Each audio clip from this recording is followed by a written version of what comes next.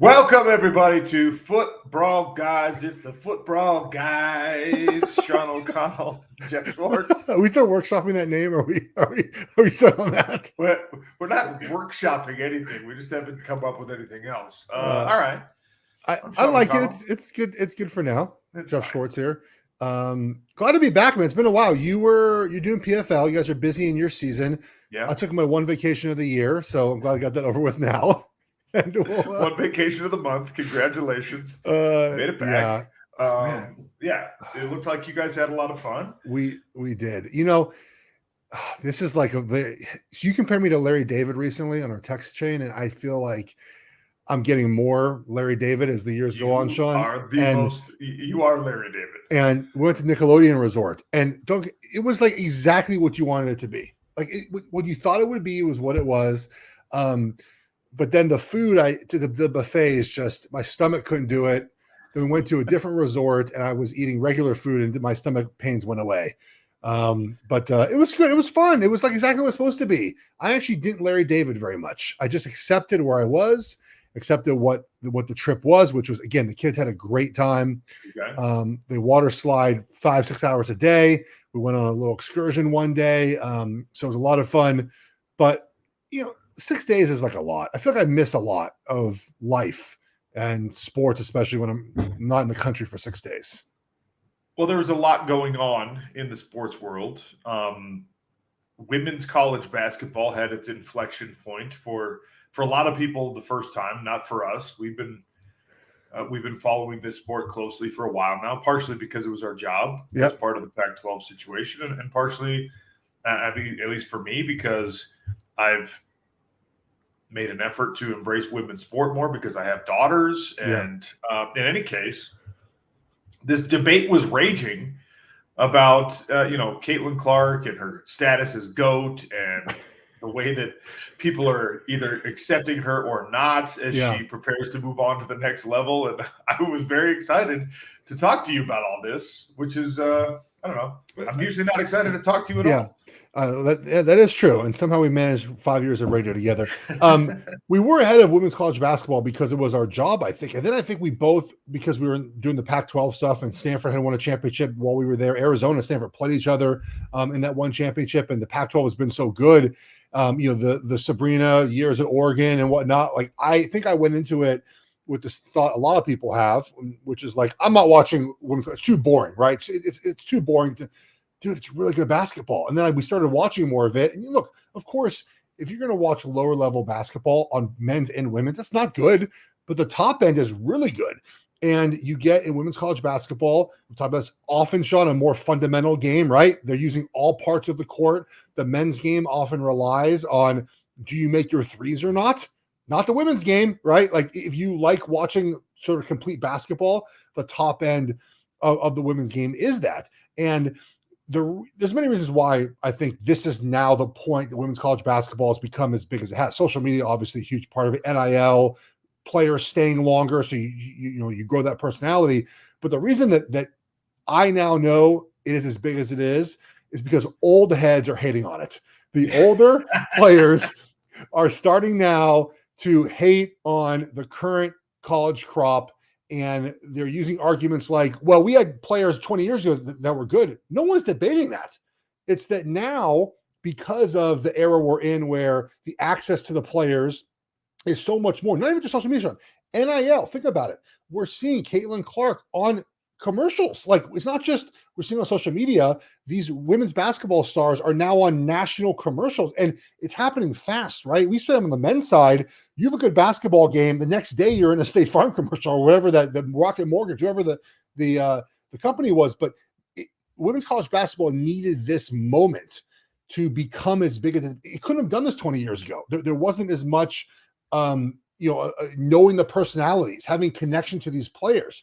And I think this is the perfect opportunity. And it's so funny that this happens in all sports, where now kind of the old heads are saying, well, she's not the GOAT because she didn't win, or she's not the GOAT because they were good players 20 years ago. I'm not saying Caitlin Clark's the best ever, but the fact is that's how you know it arrived, right, Sean, is that people are debating this enough now where we get these debates in basketball, football, and baseball. We're not having a women's college basketball. How do you think we need to interview her? We need to get her on. We have enough connections that we should be able to access Sabrina Ionescu. Yes. I want to know how. I know how Dawn Staley thought about it. All right, Yeah. we saw how Breanna Stewart thought about it. We've seen a bunch of these people that are either established stars, coaches, pundits in the women's game. We kind of know how they've weighed in. I have not seen a lot of Sabrina Ionescu commenting on Caitlin Clark. I want her thoughts on it, because if the pandemic doesn't happen, Sabrina Ionescu is Caitlin Clark. Yes. Like, the game is very similar. The way that she was able to extend the three-point line past the men's game, the way that she was so good at ball handling, the way that she facilitated for teammates. Her team was actually better, I think. Her supporting cast was better. Way better, yeah. And they would have probably, had more chance at winning a championship, although a team like South Carolina this year, you got to give them their flowers. I mean, they went through a season undefeated, complete roster, et cetera, et cetera. But I've watched this Caitlin Clark thing with great interest. But every time people are just like, we've never seen this before in the women's game. I'm like, what are you talking about? We saw this a couple of years ago in the women's game, and the pandemic robbed Sabrina Ionescu of that moment that you just talked about. The inflection point, the moment that women's basketball had, and I'm excited that they did with Iowa, I think would have been that on steroids with the University of Oregon and Sabrina Ionescu. I mean, she didn't score as many points, but her sort of well-rounded game was different than Caitlin Clark, right? And so, Clark's passing is incredible. Sabrina had that as well. Sabrina was a better rebounder, barely, but just, I think, better overall rebounder, probably a little better on defense. And I mean, it would have been, and it's funny when you look at where Oregon basketball is now on the women's side. They had 2 wins this year in conference. It's so crazy. And 3 years ago, they would have won the championship probably. Now, South Carolina was number 1, I think, and they were 2 or 1, back and forth. It would have been a fun matchup. But I think the greatness of Caitlin Clark was shown last night, right? South Carolina, if you were to make a roster right now, and you were to draft the players on the teams, Caitlin Clark probably goes 1. And the next 9 go to South Carolina. It should not have been a game. They needed the 18 points from Clark early on to make it a game. And then she got tired. It was very clear the second half, the legs weren't there for her. I mean, this has been and Dawn Staley, I think, put it right? This has been a very sort of emotional, not happy, sad, but just a lot of weight on her emotionally to carry the sport recently, right? And I think that's been a big part of what she's had to play through at times. And you can tell it kind of got on Angel Reese too, right? Her post-game press conference after they lost to Iowa, you could tell it weighed on her, having to carry that. Look, these are still, I don't say young kids as much anymore because they're getting paid now, Sean. So they're adults, but they're still maturing, and they're young adults. They're young adults. It's thrown on them, right? It was thrown on, and she's done a great job of handling that. But South Carolina was better. They're better everywhere. And that game proved last night. But I think it showed you last night how good Caitlin Clark is. I mean, how many passes got deflected? People were open, like ready to go, and then South Carolina just batted away, or someone threw it bounced off someone's hands. So the result last night wasn't surprising, but the reaction to Caitlin Clark is interesting. Sports need villains, Sean, and I feel like she's not a villain.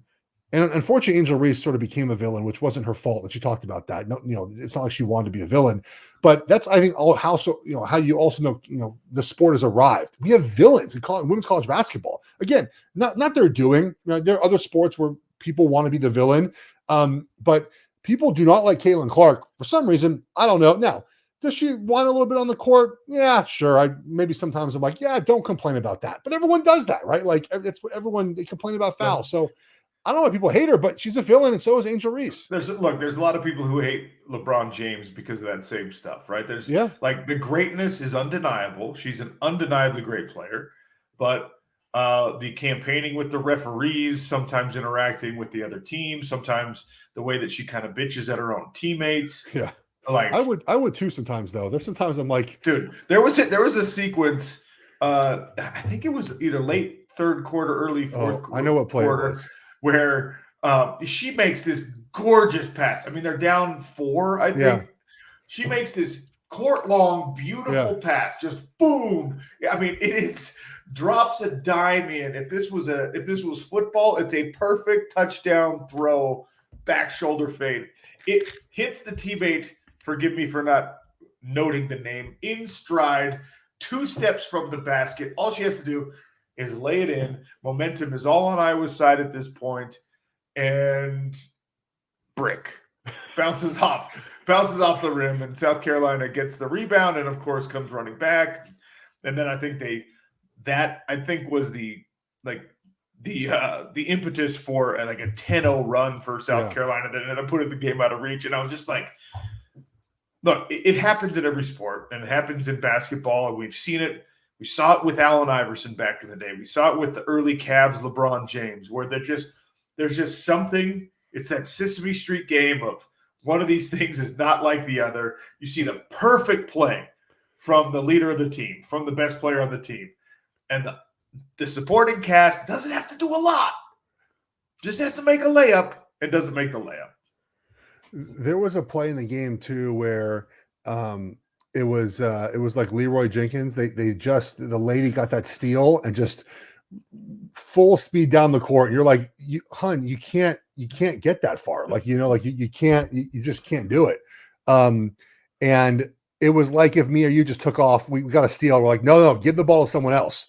And it was her teammates just they're not good enough. That's fine, Sean. Like nothing's wrong with that, like nothing wrong with getting as far as they got. And I thought it was great. Look, my daughter was watching yesterday. I know your daughters like it. It's been fantastic. I don't know what the ratings are going to be. I'm kind of curious if they beat was LSU South Carolina? Was it LSU Iowa? LSU Iowa was like 13 million viewers or something, right? I thought it was one that was 16. Wasn't there one 16? Was it UConn? Was it UConn Iowa that got 16 million? Maybe it was UConn Iowa. I'm kind of curious how this gets. It's at 3 p.m. It's at a perfect time. Tonight's game is at 9:20. I have no idea why, but I'm really happy that women's college basketball is where it's at. There's more growth to be done. I mean, look, I can even go back to what's her name? The Oregon who she transferred, but she's the one who made the video on the accommodations for the NCAA tournament. How the men and women, how the men and women have just different accommodations, and that obviously has been changed. Like the growth of the sport, and dude, the NIL thing. I know people don't like it, but it's more pure, I think, in the way it was supposed to be for women's college basketball than it is for men's football. That's so important to be able to see these athletes on commercials, on the big stage. It's so valuable, and they stay in school, which is great. Now, obviously, a lot of the stars are leaving now. So who's the next group? Juju Watkins comes to mind as one of them. I'm sure there'll be players in South Carolina, on LSU, on Iowa that come through. But the growth is just like, and I don't think it's going to stop. I think people look, is there a pullback because people don't watch Clark as much? Sure. But I don't think it's going to stop, Sean. I think people are now in on women's college basketball. Well, here's the thing. People are in on women's college basketball. People are not in on women's pro basketball. And that's why there's a conversation with Caitlin Clark, with Angel Reese, with Juju Watkins in the next couple of years, with Cameron Brink. There's a conversation that applies to women's college basketball stars that we kind of bring up on the men's side of college sports, and then we immediately dismiss, because there are very rare cases where it actually makes sense that you would milk the maximum amount of college eligibility in order for financial reasons, right? I mean, we could think of a couple because of the unique properties of certain players in the Pac-12 conference. I mean, like Cam Rising at the University of Utah is, I think, the prime example in college football heading into this year. But this is an experiment we have not yet really seen play itself out. Caitlin Clark is going to be drafted number 1 overall if she declares. She will go to the Indiana Fever, which is not all that far from her stomping grounds in Iowa. Will there be people that make the road trips? Will there be, Hawkeye fans? Are there Hawkeye fans that live scattered around the Midwest that are going to support Caitlin Clark when she's wearing a Fever jersey? Sure, probably. Is Caitlin Clark going to make the same amount of money in endorsements as a top player in the WNBA as she does in college basketball? There are a lot of people who are just like, of course Of course, State Farm's going to keep paying her that money. Of course, Yeah. whoever. I don't think that's necessarily true. And her salary in the WNBA is going to be $75,000. I mean, it really comes down to how good she is in the WNBA, right, Sean? If she's, I don't even know if it does, though, Geoff, because there are great players right now in the WNBA. Brittany Griner and Breanna Stewart and these people that were incredibly accomplished as college athletes, and they go to the WNBA. I mean, have you seen the video of the Las Vegas Aces championship parade? Yeah. Kelsey Plum was an unbelievable Pac-12 basketball player. Complete, absolute cannon of an arm too. Like one of my favorite clips when she threw that. Just an awesome athlete. Sure. And like, unfortunately, or whatever, like the WNBA is seen as in a secondary product to college basketball right now. The NBA and NCAA basketball, that's not the relationship. The WNBA is seen as lesser than, less interesting than, less supported than college basketball, women's college basketball. And so for Angel Reese, who's made it clear that she's ready to move on, for Caitlin Clark, who everyone assumes is going to move on, I don't know if it makes financial sense for them to move on. I think you're on the right track here. The only pushback I would have is that none of the stars you mentioned came in with the same cachet that she came in with, right? So like, if she can continue to be as good, and I was reading an article today on sort of like first year players in WNBA because some of the pushback from some of the veterans, and I think it's absolutely fair to say she might struggle early on. We saw, I think, times where she was turnover prone. The physicality of the game in WNBA is different than college basketball. So I think there's part of that which I have to learn. You've seen some players in year one struggle a little bit, right? Like Sabrina's a good example. Sabrina year one wasn't great. And then year two and it took off, right? So if she's not great early, I agree with you. State Farm might be done. It might go away. But if she can hit the ground running and play well early on, and have highlight moments that go viral. I mean, part of it is, right, Sean, like she makes a 35-foot three from outside the logo that has 1 million impressions on social media. If she can do that in the WNBA, that can lead to the endorsements continuing to roll in. I think she should absolutely do the big three. If they're going to give her $10 million for, was it 10 games or whatever, it was 5 games? $5 million. $5 million for 10 games. I think that's what it was. I think she should do it, Sean. It doesn't conflict with her season. Like, who cares if it may be a struggle playing the men? I don't really care. I don't care at all. I would take that money immediately. I'd be like, give me 7.5. I'll show up. I would take that in a heartbeat if I were her. But again, I think it just comes down to how good she is, and how good she can be early in her WNBA career. I saw a story. I have it right here that the Aces had to move to a bigger arena for when they play the Fever because tickets are like hard to find now. It's pretty crazy, huh? It's great to see. Yeah. Well, and maybe she is the thing, the spark that lights the fire that makes the WNBA into the profitable, ubiquitous basketball product that people hope that it is. But there's a lot of basketball, college basketball, women's college basketball, G League basketball, NBA basketball. All of those right now have some form of attention on them, and the WNBA is scrapping for that. So maybe Angel Reese, Caitlin Clark, some of these people, Cam Brink, maybe they're the ones that can push it into the next stratosphere. But man, Cheryl Swoops didn't do it. Yeah. And Cheryl Miller didn't do it. And Dawn Staley didn't do it. And there's a lot of like really, really great players that suited up. Margot Diedick, if you're telling me people didn't want to watch 7'2" Margot Diedick, all right. Lisa Leslie was a 7-foot tall supermodel. And it wasn't enough to get people really fired up. Obviously, I think different exposure levels, right? We know now that the exposure social media level wasn't really a thing. The exposure levels can be just so different. No, it's been fun watching these women play. They've done a fantastic job. The coverage has been great of it, and so I hope they play well in the WNBA. Do you have a team there in Utah? No, we used to. There was a WNBA team when they first launched, and Margot Dudek and Natalie Williams. There's some really good players, some all-star caliber players on that Stars team, but they left. 7 feet tall. Whew. I mean, what the South Carolina center is what, 6'6"? Cardosa? Yeah, I think so. That was, dude. They could not rebound yesterday. Those poor Iowa girls, man. They just like Cardosa was dealing them up. No, so it's gonna be fun to watch. Dawn Staley's done an incredible job. I think it's interesting. This is sort of a note that carries through all college sports.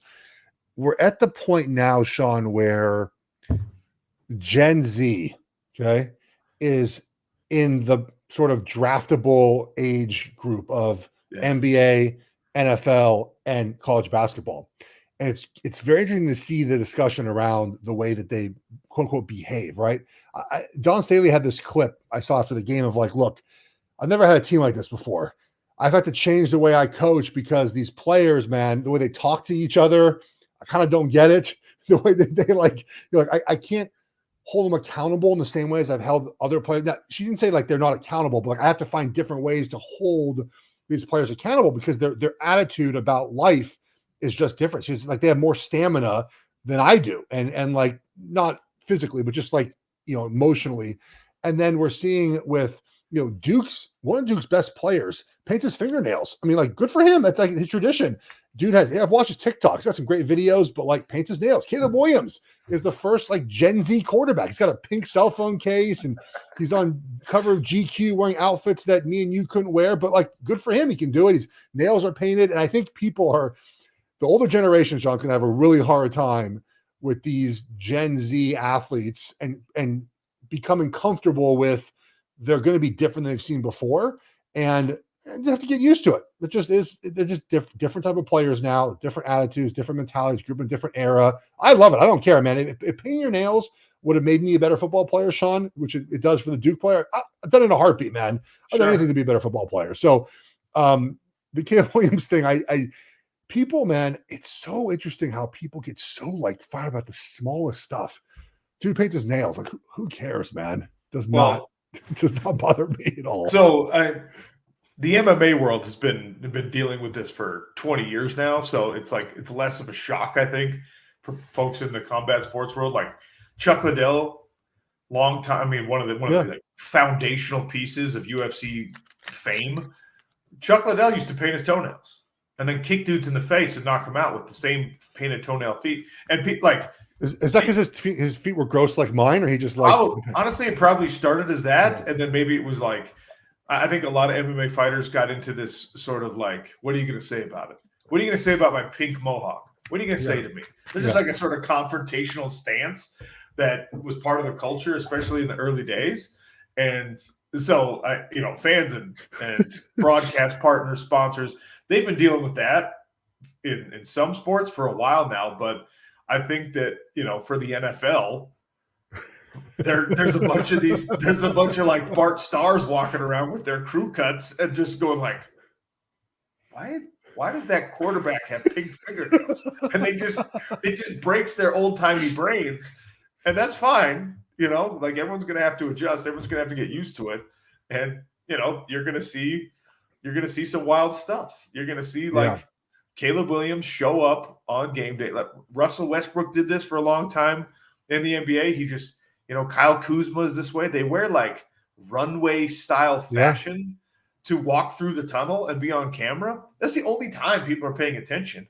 And a bunch of people are just like, what is that? What is he wearing? He looks like one of those like stand-up blowy dolls at the car dealership, And it's like, okay, that's that's the style, yeah. You got to get used to it. Caleb Williams is going to show up to a game in like a dress, and people are going to freak out. People are going to be blown away by it. His draft day outfit could be unique too. I don't know if you show up in like a skirt, essentially, it would destroy the internet in a terrible way. By the way, you know what I would look most forward to when that happens is the the rotation of like the firmly established talking head shows. Like, I want to know what Shannon Sharp is going to say. I want to know what Stephen A is going to say. I don't ever care what Skip Bayless is going to say. I want to know what, like, how does the Dan Patrick show process it? Because there's a divide, right? There's a line of demarcation around who's got the biggest voices, the best jobs in media. And there's an age gap, right? Like Pat McAfee, I think, is straddling the line, but there's a lot of people who are in very, very prominent positions that are thought leaders, that are, you know, the ones that are speaking with some kind of influence, that are going to have to process some of these things. They're just like, oh boy, how are we handling this? And of course, they're calling their friends that are in the league, and they're calling the personnel guys to see how they handle it and whatnot. But I look forward to those discussions happening, because Hollywood's been doing it. Harry Styles has been dressing as a woman for, 5 years now, and nobody bats an eye at it anymore. When QB1 for whoever, the Chicago Bears, does it, the city of broad shoulders is going to be like, oof, how do we handle this? Maybe as I've gotten older, Sean, I just don't have like the mental capacity to care about things that don't really affect me very much. But I don't care. Like, I have no take. I'm like, cool. Wear what you want to wear. I mean, maybe 5 years ago I was like, that's a little weird. But like, I don't have the mental capacity to care. You're also because of who you are, like, you're the least invested in other people's outcomes. You know what I mean? Like, you are fair. You're completely. I'm invested. I hope you have a good life. Yeah, no, I appreciate it. I'm not saying you're callous and you don't care about. I am, but sure. But what I really mean is like you're probably the least homophobic person on planet Earth.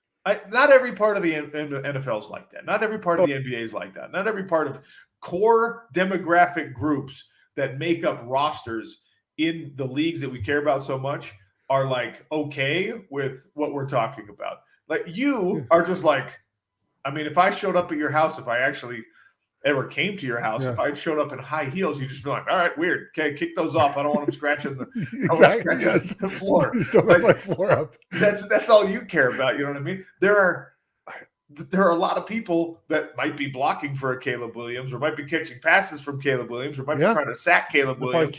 That care about that. You don't. I don't. There are a lot of people that do. And that's why the discussions are going to happen, and that's why they're going to be interesting. Interesting you brought that up about the guys blocking for him, because I've always said the locker room is, it's very open. I think people don't believe that, but it really is, because, you come from different walks of life. But I think the homophobic thing is still a part of the locker room. I mean, I remember I've retired, last played, 8-9 years ago. I mean, there were players that were like, I would ask the NFLPA, can we have individual shower stalls, because like they didn't want to shower with other guys, like just stuff like this it's not that long ago. Some of those guys just got out of the NFL, and I never looked at it that way. But players in the locker room, if you win, no one cares, but if you start losing and Caleb Williams shows up to a game in a dress, it probably becomes a talking point, like and fair, unfair. That's sort of the way the locker room works, right? If you win, and we talk about this all the time, like with guys that have off the field issues, right? Like if your talent outweighs your problems, you're still in the NFL. As soon as your problems outweigh your talent, you're out, and to a smaller scale in the locker room, you can be as flamboyant or not flamboyant as you want. You can do whatever you want off the field, but if you help us win, no one cares. The second that starts hurting the bottom line, then it becomes a problem in the locker room. And by the way, I want to make it clear, we're not talking about any sort of declaration of sexual preference for Caleb Williams or anyone else. We're talking about a wardrobe that people might. But even then, I mean, I don't care if he's gay or not. I know you don't, but what I'm saying is like Caleb Williams is going to be judged based on a wardrobe. He could be. I think what we know about him publicly is that he's a straight man who is oftentimes accompanied by beautiful women. But even if that's not true, don't care. But his wardrobe, people are going to judge him based on like what he's wearing rather than what he has told you about his personal life.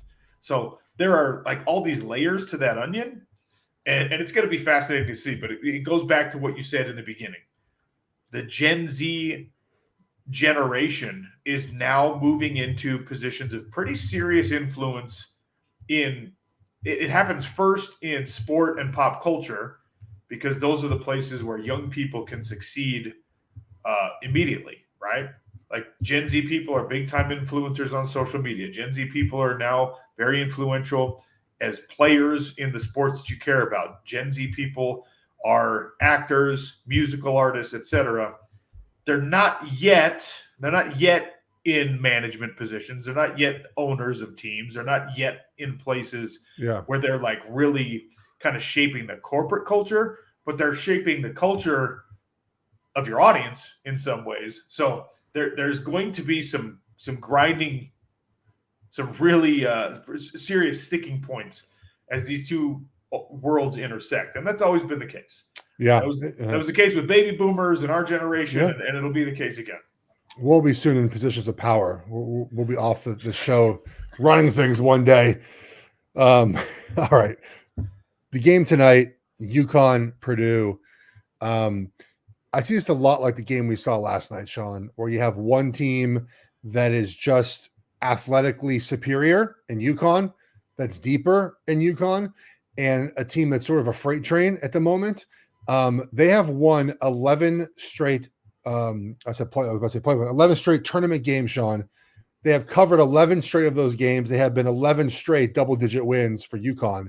I think the same thing happens tonight. The game is close, and then eventually UConn's more talented, deeper team ends up winning the game by 10-plus points, unless the officials decide to make themselves a part of the game tonight, and we get a ton of fouls to sort of keep Purdue in the game. Otherwise, I think the same thing we saw last night.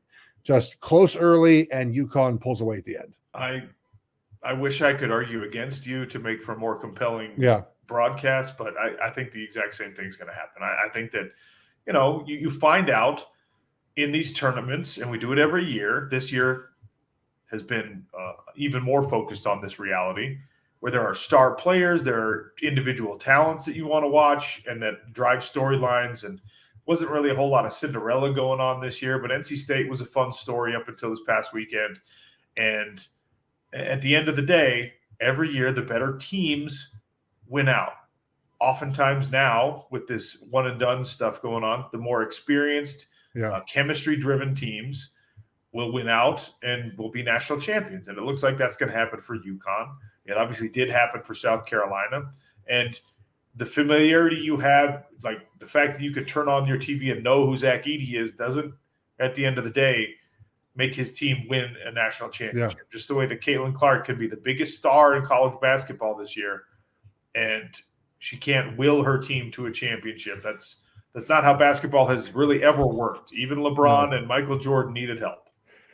Do you think the number one thing said tonight about this game at some point is someone turning, it's another friend to a friend saying, Zach Edey won't cut it in the NBA, guys. How many times is that get said tonight? They're like, good college player. His game's not going to translate. He just won Player of the Year. I don't think it translates either. He's going to play in the NBA for probably 10 years. Yeah. But there was he's going to make $200 million in the NBA. It's fine. I was at a Hornets game the other night. Hornets and who were they playing? The Magic, all right? And there was a player on the Hornets that had like this hot streak. And I was like, who? I've never heard of this player in my entire life. And again, I'm not going to pretend I'm an NBA genius, but I pay attention enough. Where's this? I'm looking at the stats for the team right now. He gets Davis Bertrands. You know who Davis Bertrands is? Obviously, I'm a big Bertrands fan. Okay.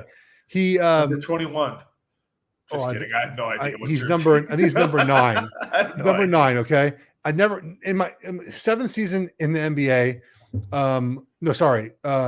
He's been in the NBA since 2016, so more than that, right? This is like but he got traded once, maybe 7 years. I looked him up. He's made like $80 million in his career. Never heard of him in my entire life. The NBA is a great place to be. He's average double-digit points for 2 seasons of his career. That's it. And I think I looked up his career earnings somewhere in the $78 million range. See, if your child is going to be 6'4" or taller, like you just make them play basketball. Estimated career earnings on over the spot rack is $79.4 million.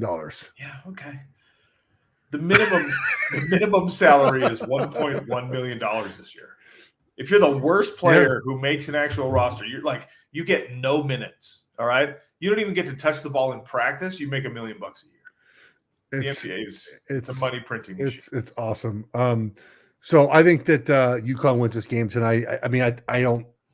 Again, I have some wagers. I took Braden Smith. His name's Braden. Is it Braden, right? Smith, the Purdue point guard, over his point total. I took him over turnovers to turn the ball over a bunch. I took Newton over his point total for UConn tonight. I think Zach Edey, his points and rebounds is like 38.5. I kind of want to go under Sean, but I'm being a little bit of a wimp. I think that UConn just says, Edey, you're not going to beat us, and they just take him away. Am I being a wimp for doing that, for not betting with my heart, my head and my heart? Okay, you're a good bettor. You're a smart bettor. So I never feel comfortable mocking your bets, even when I'm just like, is that bad? Is that a bad bet? I don't think so. I think it'll be all right, buddy. I will tell you, I have legal sports wagering happen March 11th in Charlotte, North Carolina. I'm up a lot of money. I decided to wager like a real person, unlike what I've done previously. I've done well. Will you be my bookie? I've doubled my investment already. Wow. Yeah. I've had a good turn. Part of it is two things. One is there's a person I fade who puts out picks in the media. Yes, really you bring this up every time. And it's I've put a lot of money into that. Okay. So it's not like it's my picks personally at times. But I do well. Like, just like I said, you are Larry David. It's a spite store. You are just spite picking. Yes, fading that person. That person I definitely spite pick. Not all the picks. There's a lot sometimes. It's hard to do, but no, I do well. Like I think like in college basketball sometimes when it gets to this point of the season, one thing I do is I just sort of zigzag bet. Like I look at like a guy played poorly the game before, was a good player. He's going to play better next game. Typically happens. I just put some money on that happening, Sean. And so that's, I don't know. I think I'm not crazy for doing stuff like that, but I think Edey tonight, UConn just says no, but I'm fearful of the fouls. That's it. Because if they get into a situation where they just start it's the referees make it part of their game. Edey gets 14 to 16, 18 foul shot attempts. It's going to go way over. That's another reason, by the way, that that women's college basketball has arrived, because of the debate that raged over the last second illegal screen call. It was an illegal screen, but the fact that everyone that if you could go on Twitter and you could watch and split 50%, was people saying if it's a foul in the first minute, it's a foul in the last minute, and there were other people, an equal number with equal conviction, saying you have to swallow the whistle in that moment. Okay, that doesn't happen 5 years ago in women's college basketball. That argument irks me so much. The swallow the whistle argument. Okay, because I'm a person. Yes. Look, can I make the argument for you? Yes, go ahead. I know what you're going to say. Okay. I'm a person who needs to know, when is the threshold then? Yes. Is it 37 seconds before the buzzer? Exactly what I tweeted. 5 minutes before the buzzer? I need in my life structure. You got to give me the structure of this, because, by the way, it's 2 minutes. 2 minutes are when rules change in sports. Yes, I agree. We have decided that like the clock still stops when you get a first down in college football. When there's less than 2 minutes. The NFL, you get a 2 minute warning. Correct. 2 minutes, like, that's fine. Just make it part of the rule set. Hey, 2 minutes out. We've all agreed. Let them play. Okay. But of course they don't do that in the NFL. People are saying, well, it's the last play of the game. Well, it's not really, because if Paige Beckers shoots and scores, and the last play of the game actually is the next play of the game, right? So you can't use that as like last play of the game.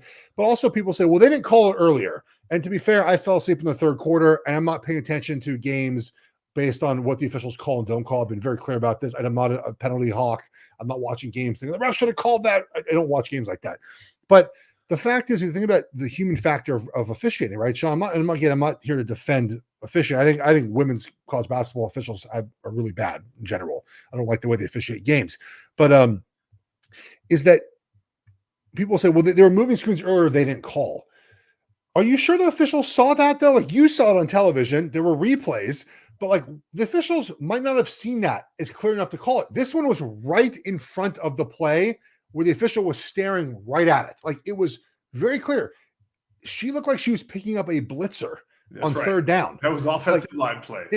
Her legs were like 6 feet apart. She kick slides. She slides and gets a hand inside the frame. Yeah. And so the officials saw it very clearly in that moment. And if you see it in that moment, you have to call it. And I'll laugh about this very often. I think women's college basketball officials love nothing more than calling offensive foul. They just boom. They love that, like that signal, like that, like whistle, and they turn the offensive foul the other direction. They love it. But it was a foul, and I like Paige Beckers after the game.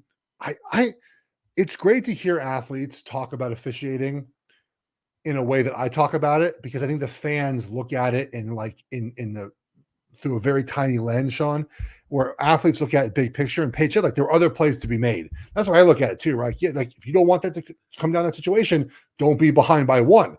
But again, I mean, just set a legal screen. I don't like that. I mean, and so I thought it was illegal. If they didn't call it, it wouldn't have been the end of the world either, I think. So, but that's how you know, man. The old heads arguing about it. We're arguing about officiating. We're talking about the status of players in the WNBA. And even my wife, my wife, who's not a sports fan, was like, Deuce is playing. Let's watch. So I think because I was watching it like in Mexico, and I had on my phone like just out at dinner one time. It's like, who's that? I'm like, Caitlin Clark.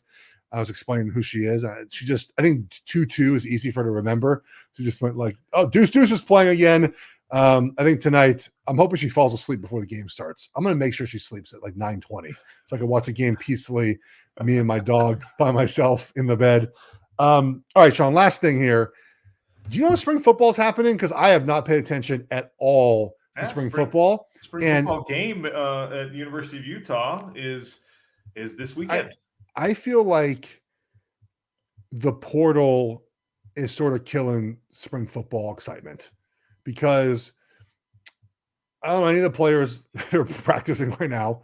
We don't get access to the practice either, which I've complained about for years now. That's what's killing spring football. That's the access too, but also like we're going to have, everyone's predicting this, so it's not just us. And I'm not an insider, so I don't know this for a fact, but they're like, after the spring ball's up, we're going to have a historic month of transfer portaling again. So I'm like, why should I invest my time in learning the rosters when, Sean, they're just going to change in 3 weeks again? Because most places you don't have to learn the roster, right? Most places, our job, some of our job we do, yeah. Right? But what I mean is, like, if you really pay attention, like if I really sat you down, and obviously we've been spending a lot of time with Pac-12 teams, but you got to, now that Oregon's moving to the Big Ten, you're going to have to figure that out. But if I really sat you down and I said, all right, the players that you're worried about or that you're interested in for the University of Oregon, you know what I mean? You would give me, I have them. Yeah, you give me a list of 20 names, right? And there'd be another couple of guys. You're like, I don't know, he's an incoming transfer, and I'd say, all right, well, don't you want to get to practice to see that guy? And you'd say, I can't. We're not allowed. That's not what you're right. That's what's killing it, right? Yeah. Because Utah's in this position right now. The University of Utah has an established starter coming back at the quarterback position. They've got one of their most dynamic offensive weapons in recent memory coming back, hopefully healthy. You added Dorian Singer in the transfer portal, who we're very, very familiar with. You got convince one of your running backs who's been really versatile and really talented for you to come back out of the transfer portal to stay in school, right?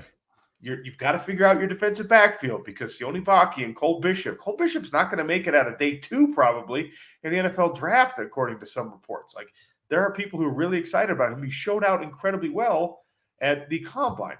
You've got all of these storylines, and you're just like, okay, let me go resolve in my own mind what I need to see from those defensive backs. Let me go see how the chemistry is developing between Cam Rising and Dorian Singer. And you can't, because there's so much paranoia and there's so much protection of the secrets and all that stuff. In college football, there are during spring ball, thankfully, because it won't happen during fall ball. And it's not just Utah. I'm saying that because I live in Salt Lake City. But most places, unless you're breaking in a brand new hire at the head coaching position, most places are curating their content to put out like Colorado does, or they're not letting you have anything except a 15-minute observation period where the backup punter is running through some special teams. That's just how it goes. And that is what's killing the interest in spring football. That's a great point. And I've bitched about this for years in the radio about the lack of access, even during training camp. Sean, NFL training camps are open to everybody. I mean, I've told this before. I'm a Chiefs fan, there are people that are paid by, I think it's KC Sports Network, to record the whole practice and tweet it, the whole practice, the whole thing, nonstop.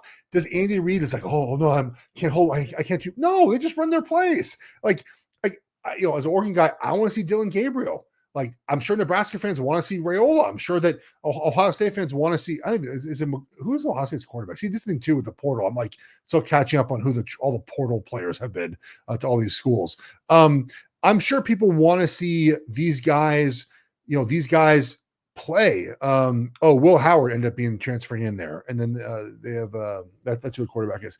They just want to see these guys. They want a glimpse of them, Sean. The only thing we've gotten from Washington practice so far is Bill Belichick pictures, who seems to be up with his son there in Washington practice. So, which is funny because Jed Fish was one of the coaches who had open practices at Arizona. I don't think they're doing that at Washington right now. So it's a bummer because, again, like the excitement for these teams and whatnot is very high. Do you think there's a little bit too of like, I'm excited for Oregon to play. You muted, buddy. You're still muted. Oh, there you go. Okay, go ahead. I can't hear you. Jeez, this is my fault. Oh, no. Go ahead. There you go. Sorry. Go ahead. Technology just confounded me. Jed Fish at Arizona needed to have practices open to create engagement with his community. Jed Fish was desperate to get people to show up to the games. Jed Fish was desperate to get people to care about Arizona Wildcat football because it's a basketball school that had been suffering and laboring in obscurity, and it was a mockery of the Desert Swarm days. That's not true. He took over a Washington team where season tickets are sold out. He took over a Washington team that just came off a national championship appearance. He doesn't have to pander. He doesn't have to cater to his audience because they're going to show up. They're going to be wearing purple and gold no matter what he does. So these coaches, and I love Jed Fish. Like I want him to be successful at the University of Washington. But these coaches still labor under the illusion that there's some advantage to maintaining their secrecy. I actually think he might have practices open. I'm trying to find there's another video, like Christian Capel's video from practice, but it's mostly like you said from the beginning of practices where you're allowed to sort of show. I also wonder, like, I'm still not excited about this Big Ten thing for Oregon. I just can't bring myself to get into it. Well, don't worry, because you only have a year or two of it before we're doing an 80-team Super League, and the Pac-10 exists again. Yeah, as a division. I know, which is crazy to see that graphic. I mean, that idea seems, as it stands now, DOA, but the fact is they're talking about it already, which, look, it's so, we've covered this sport and this business now for years straight, and we all predicted this was coming. We said from the beginning, they're all going to just go back because they're going to realize, like, this is dumb. This is stupid. Why are we doing this? Let's just go back to playing football the way we had it regionally. And now we put in the added benefit of obviously the money involved. And let's go back to creating now Super League. Very famously brings up the idea of what they tried to do in soccer. And that fans were like revolted.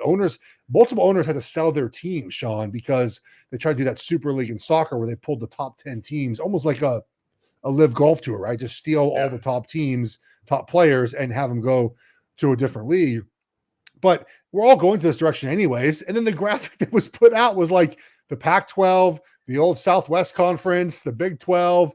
And it's like, yeah, we're all going to go back there eventually. We have to live through 5 years of whatever we're going to live through in college football. And I don't know why, if it's because our job status at the moment, or again, like the newness, and maybe I'm just being stubborn at the moment of wanting it to happen. But I don't find myself being as interested in college football at the moment as I maybe have in years past. That's because of the point we're at. As soon as fall camp starts and you've got a pretty firmly established idea of who's actually going to be on the roster, Yeah. transfer portal is closed for business for the moment.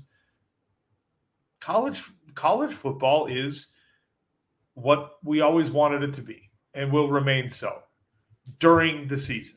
It's young players getting after it, representing their schools, making the mistakes that you don't see quite as often in NFL games, that make the games a little bit more interesting. The biggest changes have obviously come with the transfers in the offseason cycle. The NIL thing did not significantly change motivations for young athletes. And that was, I think, a big worry for people. Like, oh, these guys are going to be soft and these guys are going to be paid and they're not going to listen to their coaches and all that stuff. I mean, I'm sure there's a dozen cases around the country that you could cite where that seems to be happening, but the vast, vast majority of the thousands of players that are involved in college football are still doing it, and they're trying to make a name for themselves. They're trying to make it to the next level if they have a hope for that. And when we do the Super League thing, the downside is going to be that there are going to be 50 teams plus that are left out, and that's going to suck because, I know that for most people, they're like, I don't care as long as I get Oregon, Washington, Ohio State, Michigan, that's fine. But there are regions in this country, and there are a bunch of players that never have a hope of scratching that surface, and that are really excited about Utah State and really excited about going to Fresno, and hopefully they get to be part of something. Well, the Super League, I think, had the idea of like relegation for those groups, right? Like if you win enough games, you go up to like the Super League. If you lose, which would be so cool. It'd be awesome. I still think relegation for Power 5 teams. I mean, can you imagine rivalry weekend if like Utah, BYU, and Oregon, Washington are playing for relegation? Oregon, Washington would never be playing for relegation. You can knock your rival out. Like Utah can knock BYU back down a peg, or vice versa. It would be incredible for rivalry weekend. So maybe we'll get there at one point. But yeah, the access, you're right. Like Oregon, I mean, I want to see Dylan Gabriel. Like I just want to see clip, and we do. I watch every clip they put out, but I get 2 minutes. Quickly on Dion, by the way, because you mentioned we get a lot of Dion. What's so interesting about Dion, Sean, is I love the way he talks to his team. Now, I don't think it's unique to just him, but we get access to Dion, right? And he, like the accountability he tries to hold his team to, I absolutely love. I love his old school nature. We talk about it with his practice. He hits a lot. He wants to get after things. It's so hard to square that sometimes with the public statements he makes and the way his team actually plays on Saturdays. But I like a lot of what Dion says, man. Like I watched a video of him calling out his team for not cleaning the locker room. I agree with him. If you can't keep your locker room clean, you can't keep other things clean in your life. The email from the school teacher, so good. I love those things about Dion. I don't know why it doesn't translate to some of the public comments about his job or what he does in his job, because you would think that would, when your base core values is sort of the way that I think he has his team, that typically permeates its way to other things you do. And it feels like it's just confined to like those speeches he gives and how he tries to hold his team accountable.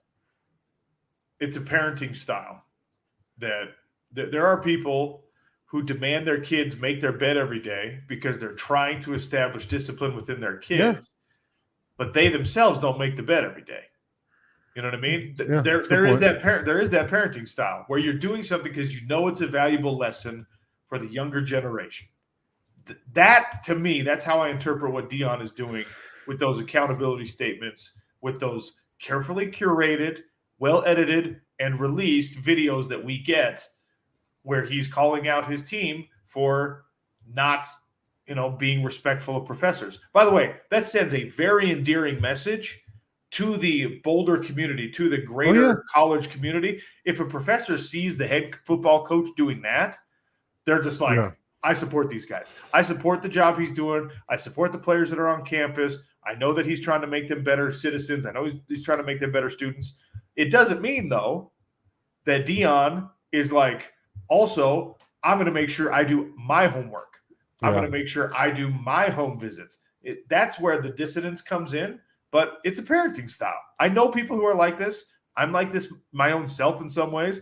There's the other end of the spectrum where it's like you're being raised by David Goggins, and the way you do everything is the way you do little things is the way you do everything, right? Where it's just like, no, man, like I'm telling you to make your bed every day because I make my bed every day. I'm telling you to eat healthy because I eat healthy. Dion, I think, feels more like I've been there, I've paid my dues, I've done it, I know what works. So I'm going to try to teach you how to do that. Don't hold me accountable to the same standard that I'm holding you accountable to. So my kids would call me out on that. They would, because my kids are savages. Same. So do the players at Colorado feel a certain way about that? Because, again, our kids would call us out if we told them to make their beds and they came downstairs and my bed was a sloppy mess. Yeah. They would say, why aren't you doing your bed? I have to do my bed. And you could say the parent thing of because it's just different for me and you. I don't think in this specific example, the players feel any different about Dion because I'm not sure they really care very much about what he says on Rich Eisen's show or, Dan Patrick. But it is interesting because your point, like my kids would call me out, your kids would call you out on that if you're not consistent with their parenting style. Well, it's not new and it's not unique to Dion. Like, correct. I was on the team when Urban Meyer was at the University of Utah, and my mental picture of Urban Meyer, because he demanded an insane, like military level of discipline from the Utah football team, that he was only there for 2 years, had incredible success, moved on to Florida, right? So the mental picture I had in my mind of how his house looked or what his daily habits were was like so far in the back of my mind. I had no idea what he was doing because I was being held accountable to a standard that was well above what I would have tried to do myself.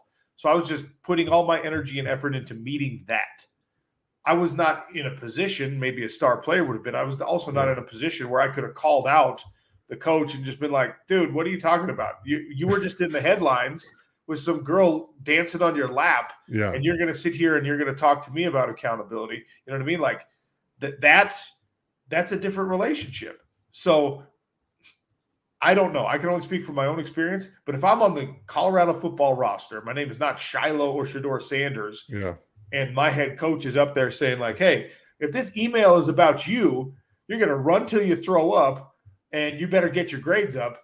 That's all I'm worried about. I'm not going to, and I'm not Gen Z, so maybe these kids are different, but I'm not sitting back and going like, well, wait a minute, coach, you're not doing home visits. You're not recruiting the same way other coaches are. Yeah. I just don't think that your mind works like that when you're on a roster. Probably not. All right. Can we do one more thing, Sean? One savage or stupid? Well, yeah, we can't. I actually have one more thing I want to get to also. Go. No, do it. Go ahead. You go, because mine's dumb. You go first. Well, mine's dumb too. And I know it's lost on both of us, but somehow WrestleMania is like the biggest topic on sports. It's an entertainment company, but WrestleMania and the bloodline and Roman Reigns return, or Roman Reigns stepping down and Cody Rhodes taking over and The Rock being back, but not being all the way back, and the final boss thing. Like, yeah, there are so many people so deeply invested in this. And I am blown away by it. A man who's worth $800 million is an A-list celebrity. Yeah. Has jumped back into the wrestling ring and almost tore his damn ACL doing it. I don't get it. I don't know why. Well, last night, look, I people ask me all the time, do I watch wrestling? And the answer is I don't have time to watch wrestling. Like I don't have time in my life to do that, Sean. I watched the Attitude Era when I was a teenager. Stone Cold was my favorite. But that was right when they were just doing outlandish stuff. Like they were just hitting each other with chairs and the Hell in the Cell with Undertaker and Mankind, like that was what I watched wrestling for 3 years. The DX and the hands, the gestures, and Triple H, and that's when Triple H and Stephanie started getting together and whatnot. But I was texting my buddy who enjoys wrestling about Undertaker coming back last night, and Rock came back, and I was like, if the glass would have broken and Stone Cold came out, I'm back. I'm all the way back in. And he said they're starting to do more of the Attitude Era stuff. You know, like they're starting to get back to the things that we liked as kids. But I think Undertaker coming back last night in The Rock, it's bringing in sort of that audience that maybe disappeared for a little bit and it's coming back into it. It was, I mean, look, I don't have time for it in my life, but every clip I see looks fun. Everyone's having a great time. The Kelsey and Lane Johnson got to be part of it the other night.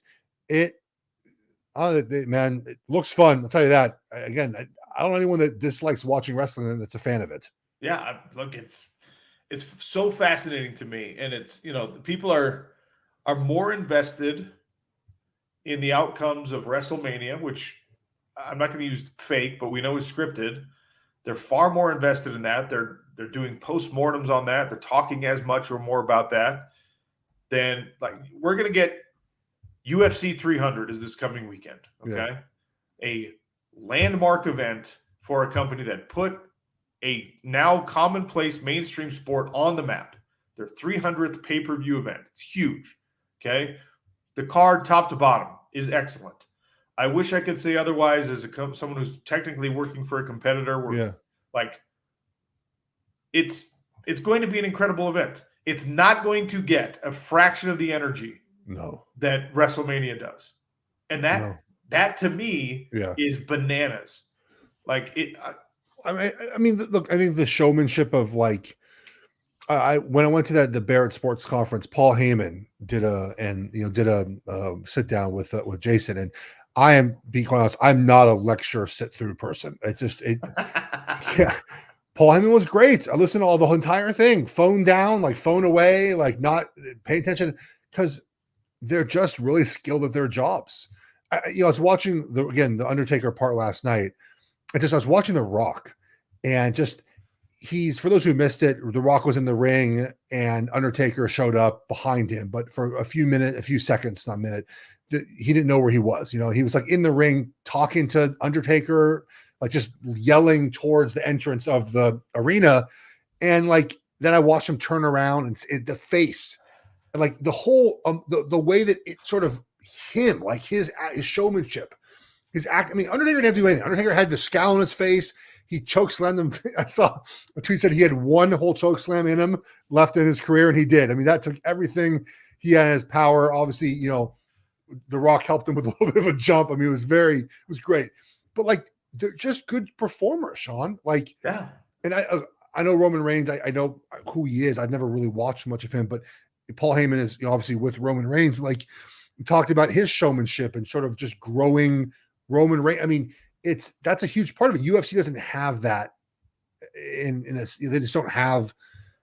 Yeah. And it's also not scripted, right? So like you the benefit of WWE being scripted to the results you want. So here's my takeaway. People are more prone to be theater nerds than they are prone to be sports fans, because that's what it is. The WWE is theater. Yeah. All right. It speaks to this Shakespearean era love of drama and grandiose production and the suspension of belief. And people, whether they want to admit it or not, would rather be watching theater than sport in most cases, because the WWE is more successful than any combat sport. It's more successful than big time boxing. It's more successful than the UFC. It's more successful than the PFL, than Bellator, than kickboxing, than one championship. Like, the WWE, people would rather be theater consumers than sport consumers. And I have a hard time wrapping my head around that, because if you say to somebody, right, if you approach somebody who's wearing an Undertaker shirt on the street or at Walmart, and you're just like, what do you like better, sports or theater? They're going to be like, sports. It's not true. They like theater better, but they don't even know it. Yeah. It's, again, every time I watch it, I think to myself, maybe I should get into wrestling, and I just don't have the opportunity to do so. I don't have that reaction every time I watch it, but I mean, I'm good for some entertainment. I just don't have to, again, I don't have like the time in my life to devote to wrestling anymore. Last thing, Sean, We gotta cool it with the solar eclipse excitement. It's a little aggressive. Tell me, Larry. It's just aggressive. Like it does not. It happened like 4 years ago. I mean, like it's just a little much, Sean. It's a little much. Like there's live streams on the. It's a little much, Sean. It's a little aggressive. Right. A little aggressive. Okay. All right, Geoff. Am I right or wrong on this? It's a little much. You're dead wrong on it. You're absolutely. Now, would I invest a certain amount of time and money into traveling to the path of totality in order to watch this? Not at this point in my life. Not at this point in my life. But when your kids graduate, when your kids leave. When my kids school, are out of the house. Yeah. Oh, you're damn going right. for sure. I know your list of things you're doing. I can list them off. Boneyard in Alaska. 100%. Outer Banks fishing for megalodon teeth. Okay, that's for sure happening. Yeah. And solar eclipse. Okay, all of those among many other things. Absolutely. All right. Absolutely. You're gonna just travel the world looking for. Oh, and you're gonna do your. How many months in Argentina are you gonna spend to research your book after you're like? That's gonna be. I feel like you're gonna spend many months there. Well, I don't know. It just depends on how hostile that I find the research to be. Because I've talked to some guys who've been down there. And it's really? Wait, they don't like talking about it? Well, or they like talking about it too much, and you don't want to be around those guys. You know what I mean? Wow. For those who don't know, Sean is a published author. 2 books? Almost 2. 1. But in any case, back to your point. This is aggressive. Back to your point about the solar eclipse being something like, why are people excited about the solar eclipse? The moon in front of it's like, come on. It's stop, Geoff. Okay. This is something that has fascinated mankind from prehistory. All right. There were folks, the Aztecs and the Mayans and the Egyptians somehow figured out the movement of the planets and the stars and the heavenly bodies like the moon. And they built massive structures to align with these things. Okay, yeah, that's cool. That's awesome. Has been meaningful. This has been meaningful to humankind since we climbed out of the caves. And you don't get to sit here on April 8th, 2024, and just be like, "This is dumb." Imagine, just take yourself back. I'm not saying this. So I'm not saying that it's dumb. I'm saying that we have to tamp the excitement down a little bit for this thing. I'm on CNN.com right now. Okay. And there's 2 live streams they have. Okay. All right. Solar eclipse and Israel Hamas war. Those feel like they shouldn't be together for live clips. Okay. First of all, stop using that as your litmus test. CNN or Fox or anywhere. Get out of there. Get out of there. Where am I going to find a good solar eclipse stream? I'll look it up just for you. Okay. Well, go to NASA. Just so I can see a moon go in front of a sun. Here's KTLA in Los Angeles. Here's a stream right here. Well, why are you using media to consume this? Go get a piece of paper, put a pinhole in it, look through that. I'm not in the path. All right. Well, I think we're only in like a path of 60%. I'm still going to look at it. Let me look. So fascinating. I know. I'm going to look up and see what path. Imagine, Geoff, that you are like some sort of uneducated, ignorant potato farmer in the year 37 AD, and you're just living your life. Okay. You're swinging the hoe that you had to hand make. You chopped down the tree yourself. You somehow smelted a piece of pig iron and created a blade for yourself, and you're just farming away in your field. And then all of a sudden you're like, man, it's getting a little bit darker and a little bit colder. It's the middle of the day. And you look up and the sun is blotted out temporarily, Geoff. Imagine what kind of primal reaction you would have to that. Yeah. In 5,000 years ago, I would have. 2024, I don't. I'm looking at what we're going to see. We're going to see that. You're a difficult person. Okay. The timing of, we're going to have a partial solar eclipse, and it's going to be from 147 to 432, maximum from 306 to 320. Okay. Get some glasses and go out there, put them on, stare at the sun for a while. You cannot use sunglasses though. No, you have to use the eclipse glasses. They're like 1,000 times more powerful in blocking out the UV rays. Don't give yourself solar retinitis or whatever it's called. I'm gonna do the Trump to stare at it. That's right. Okay, I gotta go. What a great show! I might purposely not look at it just for you. Again, it's a spite move. Everything you do, you're Larry David. Which, by the way, congratulations to Larry David. I know. I'm still catching up on the rest of the such a great season. season. I'm sad it's gone. I'm going to go back. I'm going to watch it all over again. Look, when your first episode is tent pants, you're on the right. You're on the there we go, pants tent. All right. Without spoiling anything, a shout out to the pants tent in the final episode. I saw some tweets about the way it ends with the Seinfeld thing and the tent pants and stuff. So, all right, everyone, we'll be back on I don't know, Sunday this week. All right, peace. Take it easy.